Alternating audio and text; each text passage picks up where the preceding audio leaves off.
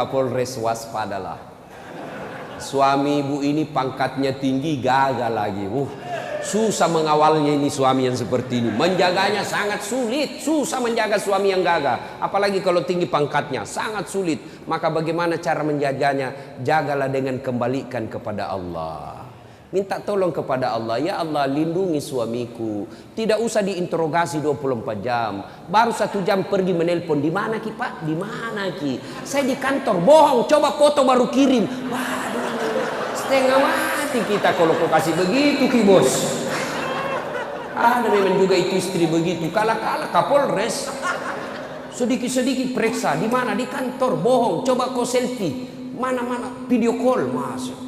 Maka cak memang tong ini bagus nih tadi. Mana teknisinya itu tadi? Sudah bagus tadi itu Pak. Ya. Waqalaidan Allah kemudian berfirman, Bismillahirrahmanirrahim. Innallaha wa malaikatahu yusalluna ala nabi. Ya ayyuhalladzina amanu sallu alaihi wa sallimu taslima.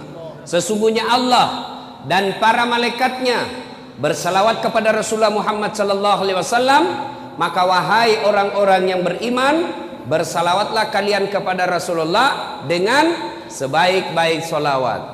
Salatullah salam ala toha rasulillah, salatullah salamullah ala yasin habibillah.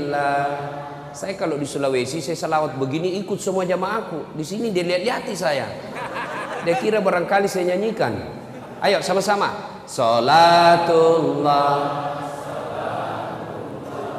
ala toha rasulillah, salatullah salamullah ala yasin habibillah.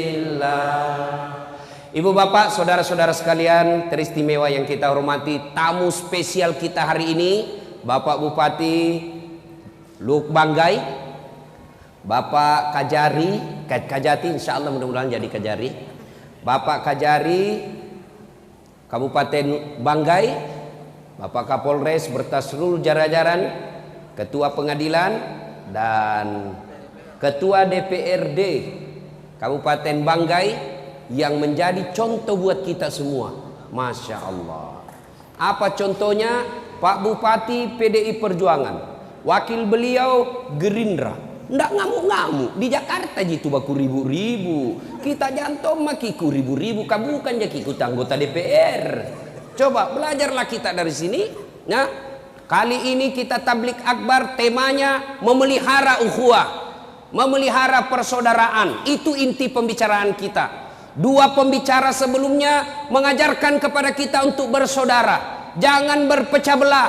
Dan persaudaraan itu biasanya selalu diawali dengan banyak teman. Saya mau tes hari ini, Polri, saya kasih hadiah. Siapa anggota Polres Banggai yang bisa menghafal 5 sahabatnya, namanya temannya? Ayo, saya kasih hadiah. Ayo, 5 mau, jangan mau 10. 5 teman kalian, polisi, sama-sama polisi, namanya lengkap. Siapa yang hafal? Saya kasih hadiah. Ayo, angkat tangan. Ayo, sini bos. Ya, kita buktikan. Ya, alhamdulillah. Pak Deki. Tapi sebelum jawab pertanyaan itu ada passwordnya. Pertanyaannya, siapa namanya neneknya Kapolres? Ayo, apa ini? Jawab memang nih. Barang belum tentu juga dia tahu ini orang. Belum tentu juga dia tahu ya. Ini namanya polisi yang tidak kehilangan akal. Siapa namanya? Neneknya Kapolres, Abdul Latif. Belum tentu juga Bapak tahu. Atau lebih gampang lagi, silakan mohon izin saya tanya sama Kapolres. Lebih aman. Nah, coba Bapak sebut 5 sahabat Bapak di kesatuan Bapak. 1. Chandra Esa. 2. Sukimin Esa. 3. Ronald Esa. 4. Sutakman Esa. 5.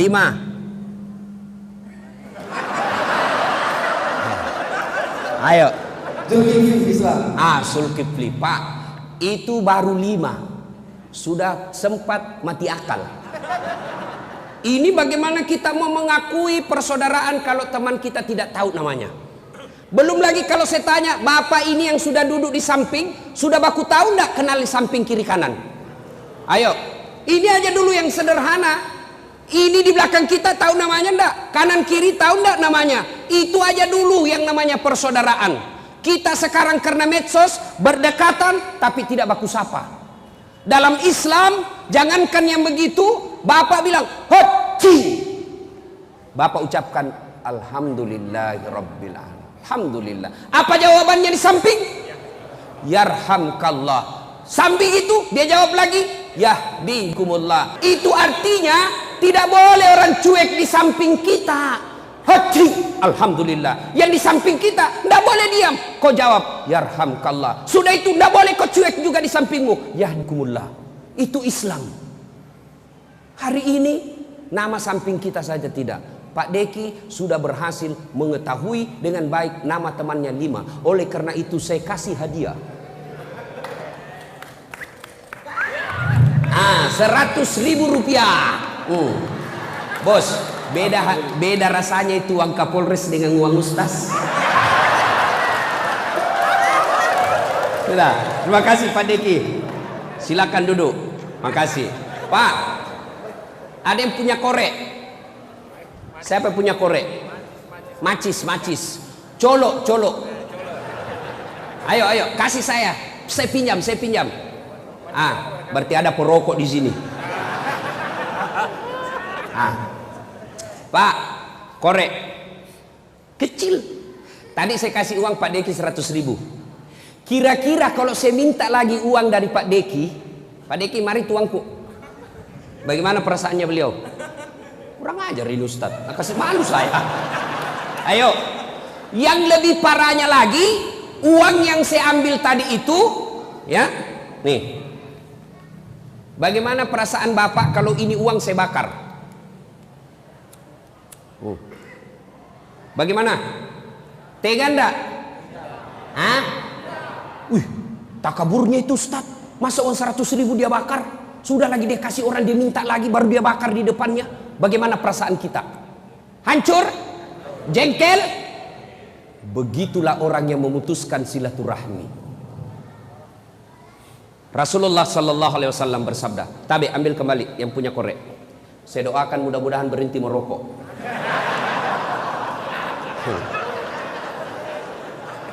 Itu orang perokok Pak, kayak orang belen-belen saya lihat. Coba lihat orang kalau merokok kayak dongok-dongok tuh.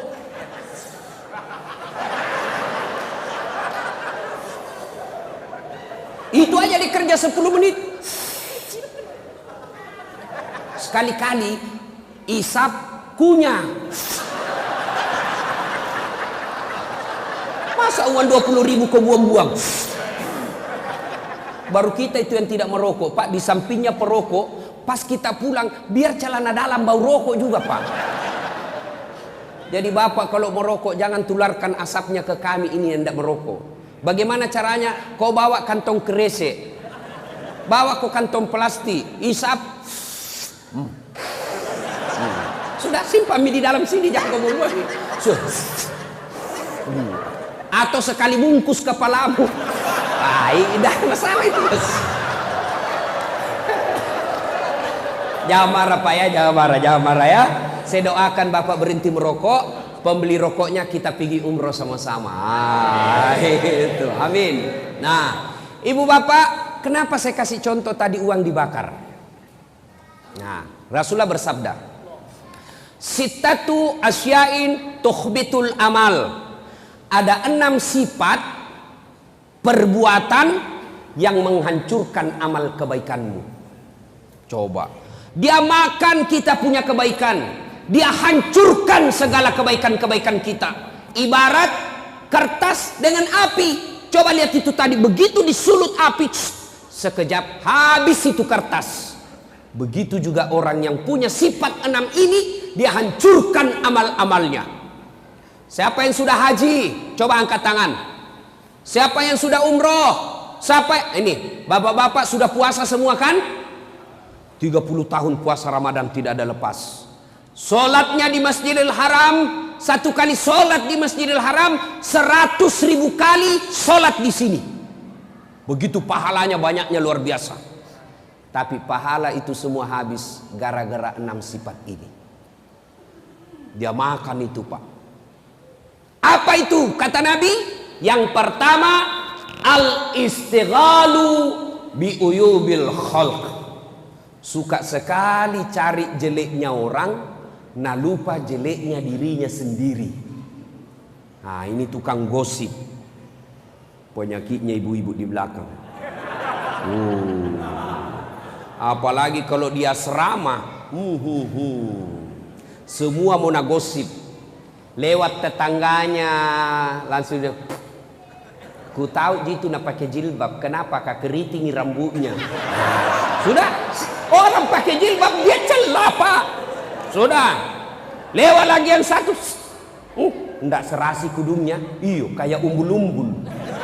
Dua sudah dia celah, lewat lagi orang pakai gelang emas, palsu. Kenapa kau tahu? Melengke itu hitam-hitam di gelangnya.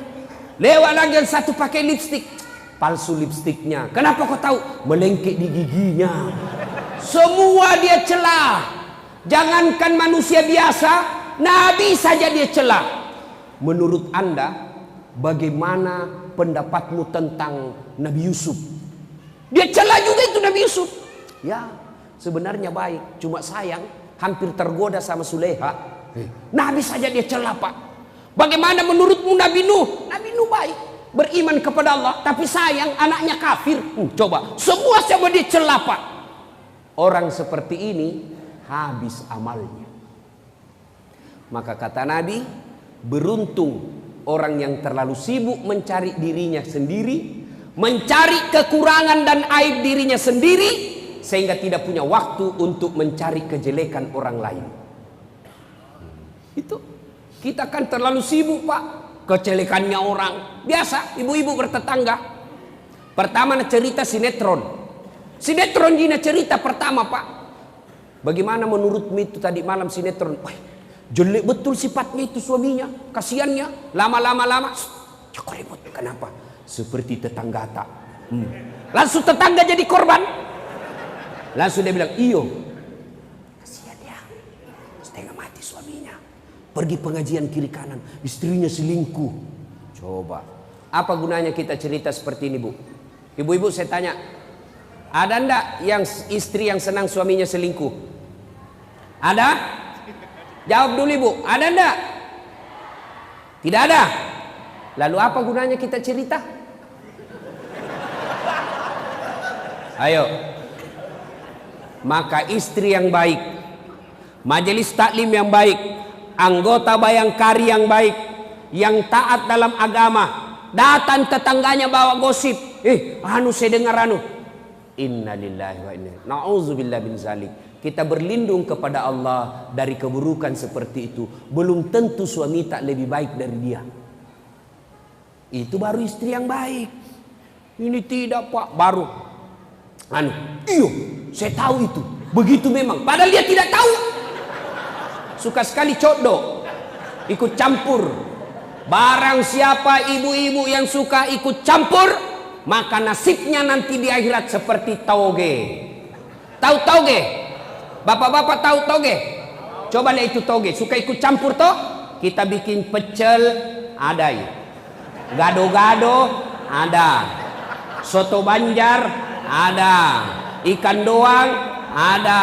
Tahu isi, ada. Karena dia selalu ikut campur, maka Allah takdirkan seluruh tauge dari Sabang sampai Merauke tidak ada yang lurus, semua bengkok.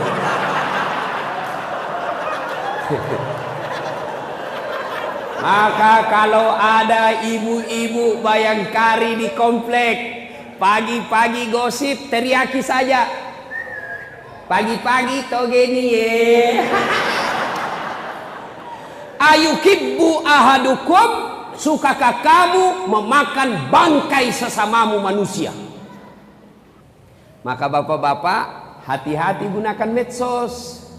Begitu terima broadcast, baca lihat dulu siapa yang sebarkan. Kalau tidak ada sumbernya, jangan sebarkan, pasti bohong.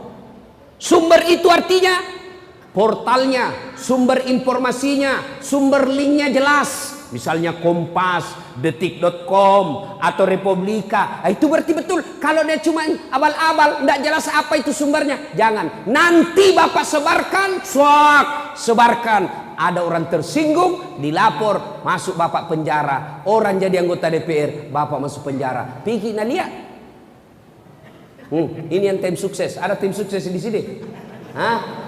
Ada tim sukses. Kalau Bapak jadi tim sukses, jadilah tim sukses seperti tim suksesnya Khadijah ketika ingin melamar Muhammad sallallahu alaihi wasallam. Namanya Nafisah. Jatuh cinta Khadijah kepada Nabi. Khadijah selalu sebut, baik ini pegawai tak Muhammad, jujur, disiplin, baik kinerjanya. Nafisah berkata, jatuh cinta ini bunda sama Nabi. Waktu itu Nabi Muhammad 25 tahun belum jadi Nabi. Akhirnya apa? Nafisah jadi tim sukses yang menjaga kedua belah pihak, menjaga harga diri kedua belah pihak, tidak mempermalukan Khadijah dan tidak mempermalukan Nabi. Dia datang kepada Muhammad. Muhammad, apa? Kata Nafisah, bagaimana menurutmu kalau ada perempuan suka kok? Alhamdulillah. Tapi ini perempuan lebih tua dari kamu, tidak jadi masalah. Tapi 2 kali dijanda, tidak jadi masalah. Tapi ini bosmu, tidak jadi masalah. Yang jadi masalah, betulkah dia suka saya? Nah bilang Nafisah, tenang mas bro, saya punya urusan. Tapi tidak ada hadis bilang mas bro, tidak ada. Ini gayanya dasar latif. Nafisah lalu datang kepada Khadijah dan berkata, bunda, bagaimana menurut bunda kalau ada laki-laki suka ki? Alhamdulillah rezeki.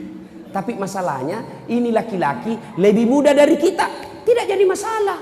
Lebih muda 15 tahun, tidak jadi masalah. Tapi pegawaimu tidak jadi masalah. Yang jadi masalah, betulkah dia suka saya? Nabila Nafisah, tenang bunda, saya punya urusan. Coba, begini mestinya tim sukses. Jangan disuruh bikin baleho 5, hilang 2. Disuruh bikin baleho 10, hilang 5. Pergi meras kiri kanan, siap pak, 1 kecamatan aman suara. Tapi ada proposal ini pak, ini yang kasih stres caleg. Siap kanda, mau petunjuk, siap. Apa petunjuk kerja saya, operasional kanda.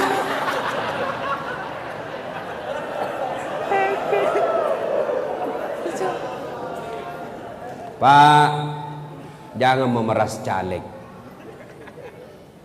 Caleg, jangan bodoh-bodohi rakyat. Sudahlah. Kenapa negara kita hancur ini, Pak? Jangan salahkan anggota DPR saja. Jangan salahkan penegak hukum saja. Jangan perangkat legislatif dan eksekutif saja. Kita ikut salah. Bapak diajak sosialisasi, ayo kami akan menyampaikan visi misi kenapa kami maju anggota DPR. Tapi apa yang langsung Bapak bilang? Ada jitu ongkosnya. Ada jianunya, pembeli rokoknya. Bapak juga rusak otaknya. Ayo, kalau mau negara baik, ayo hilangkan money politik. Anggota DPR jangan sogok rakyat. Rakyat jangan mau disogok. Angkat negara kita pak. Tidak usah demo kiri kanan. Tidak usah protes kiri kanan. Mulai dari diri sendiri. Abdi binafsi. Mulailah dari diri kita. Kita marah kalau kita lihat pejabat korup. Bagaimana mereka tidak korup? Mau jadi pejabat saja beli partai berapa miliar. Dan itu dari mana? Bapak sendiri yang minta disogok. Sogok 300.000 untuk nyoblos. Bapak masuk neraka. Yang disogok dan menyogok sama-sama masuk neraka. Saya tidak disogok Ustaz, saya kasih ketemu sama.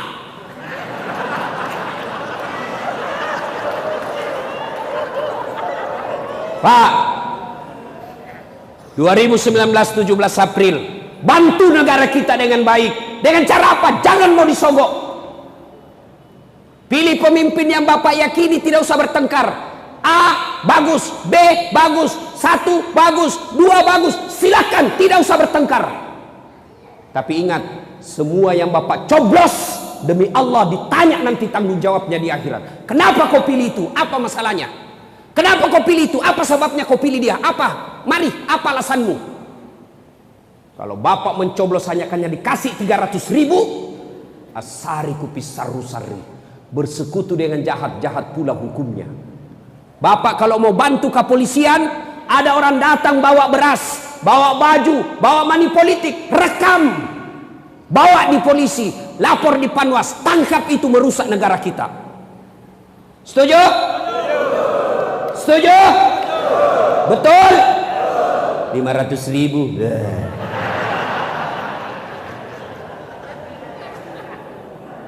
Pak, bagaimana tidak rusak negara kita, Pak? Mau jadi anggota DPR harus ada biaya sosialisasi. Akhirnya orang yang baik, cerdas, jujur, tidak berani maju pil caleg, tidak ada uangnya.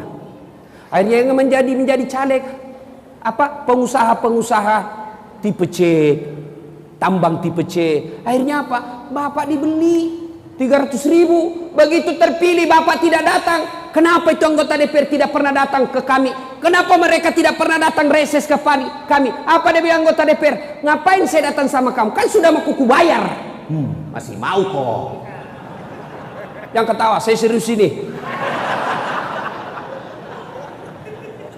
Ayo, 2019 saatnya memperbaiki negara. Dengan cara apa? Bapak jangan buta politik, jangan bercerai-berai, jangan berpecah belah. Datang tim suksesnya A, nomor 1, ini. Alhamdulillah bagus. Datang tim suksesnya 2, alhamdulillah bagus. Siapa kita pilih? Nanti sambil berhajat kepada Allah. Saya sholat istikharah dulu, nanti di TPS saya tentukan. Sudah. Jangan siapa? Ini di atas 5 suara Pak, tapi 500.000 satu suara. Siap Pak. Sudah dikasih 500.000, begitu pergi TPS ada yang kasih 600.000, lupa 500.000. Ini yang kasih hancur negara. Akhirnya apa? Bagaimana negara? Coba kita lihat, jembatan belum diresmikan sudah roboh. Bagaimana tidak roboh? Semennya tidak sesuai. Bagaimana tidak sesuai semennya? Kenapa? Sudah diambil jatah 20% proyek. Bagaimana tidak keluar 20%? Sudah habis waktu sosialisasi. Maka kita juga ikut berpartisipasi merusak negara kita. Kontraktor, jangan kasihan ambil uang rakyat. Ada kontraktor di sini? Ada? Biarkan dia kerja proyek, tapi ketahuilah Pak, semua proyek yang Bapak kerja nanti di akhirat ditanya itu kalkulasinya Pak. Bapak saudara-saudara sekalian, kembali pada pokok persaudaraan. Wa'tasimu bihablillahi jami'an wa la tafarraku. Berpegang teguhlah engkau kepada tali persaudaraan agama Allah dan janganlah bercerai-berai. Saya tanya, Bapak tiap hari makan nasi? Ya? Berapa kali makan sehari? Minimal 3 kali. Kenapa enak makan nasi? Kenapa? Ada yang tahu? Kenapa enak makan nasi? Karena makannya sama-sama. Coba kalau nasi dimakan satu-satu, mana enaknya? 1 biji. Sampai sore tidak selesai Pak. Maka orang yang berpecah belah jelek itu Pak. Kita makan enak itu nasi. Kenapa? Karena kita makan sama-sama itu satu kempal. Coba kalau satu-satu biji. Repot nak makan itu Pak. Coba. Ayo. Tadi ada hujan. Enak nak hujan? Ditunggu para petani. Kenapa nyaman hujan? Kita berhujan-hujan waktu kecil. Kenapa? Karena turunnya rame-rame. Coba kalau hujan turun satu-satu. Lama baru selesai Pak. Maka tidak ada senang itu yang bercerai-berai Pak. Bersatu kita teguh, bercerai kawin lagi. Ulama mengajarkan umat Islam itu seperti jari ini. Coba lihat jari ini Pak.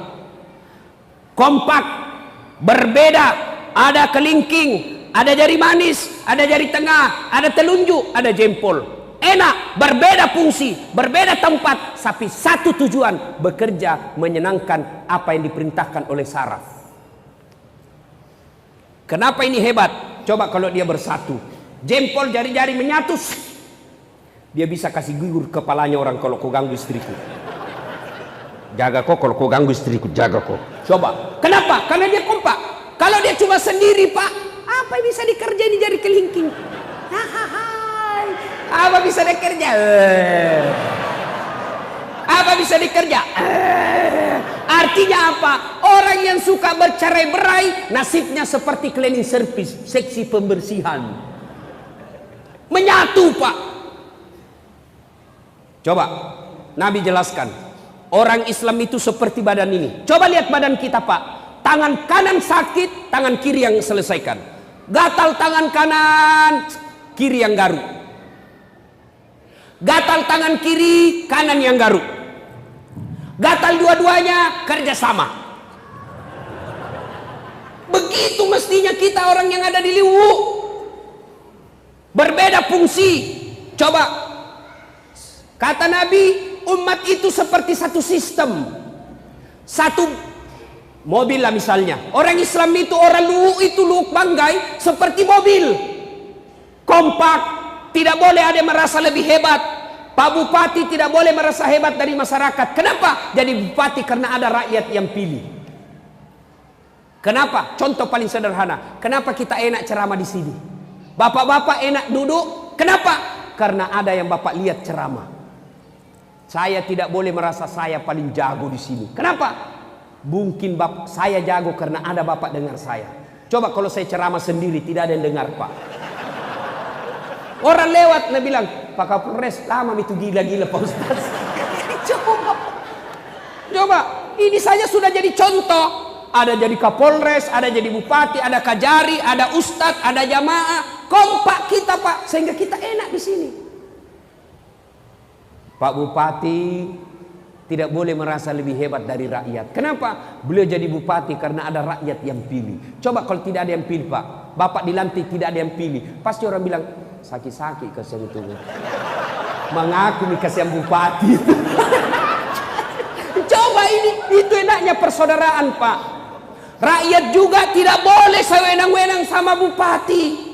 Kenapa? Bapak bisa tenang begini karena ada bupati yang mimpin kita. Coba kalau tidak ada bupati di sini, bertengkar semua orang mau jadi bupati baku tembak. Itulah enaknya. Contoh mobil, tidak boleh ada merasa lebih hebat dari yang lain. Ban, nah bilang ban, saya paling hebat di sini. Kalau tidak ada ini ban, tidak bisa jalan ini mobil. Tersinggung rem. Nah bilang, bajiki bos, jalan mako pale, ndak pakai rem. Apa? Bapak Kapolres mau naik mobil tidak ada remnya? Mercy, Pak, mercy. Bapak naik tidak ada remnya, mana mau, Pak? Tersinggung bensin. Nah bilang, kau saja yang hebat ban, kau hanya yang hebat rem, saya juga berharga. Kalau tidak ada bensin, mana mobil bisa jalan? Bisa, kalau disuruh dorong sama Kapolsek. Kapolres di atas, Kapolsek mendorong. Nggak enak, Pak. Ayo. Itu makanya tidak boleh merasa lebih hebat. Di sini Luwu Banggai, ada jadi bupati, ada jadi Kapolres, ada jadi dandim, ada jadi anggota DPR, ada jadi nelayan, ada jadi pengusaha, ada rakyat biasa, jadi guru, ada PNS. Berbeda fungsi, satu tujuan, mengangkat citra dan martabat kabupaten kita. Kalau orang Luwu Banggai ribut, kalau orang Banggai ribut, siapa yang rugi? Misal nih, ribut nih, nanti gara-gara pilpres, ribut membakar kiri kanan. Siapa yang ribut? Siapa yang rugi? Siapa? Siapa? Orang Pinrang? Orang Jawa Timur? Tidak. Siapa yang rugi? Orang Luwu Banggai. Maka kita punya kewajiban menjaga kerukunan ini. Kenapa? Karena kalau ribut kita sendiri yang rugi. Contoh lagi ya, pentingnya persaudaraan. Saya jalan malam-malam, jalan. Tiba-tiba tahantu kakiku. Kaki tahantu, otomatis mulut langsung meniup. Cari sambil ambil handphone. Ke sini. Padahal kaki yang tahantu ikut terlibat mulut, tangan, mata, ikut merasakan sakit. Tidak ada orang jalan-jalan tahantu kakinya. Langsung rasa kok. Saya suruh kopi jalan.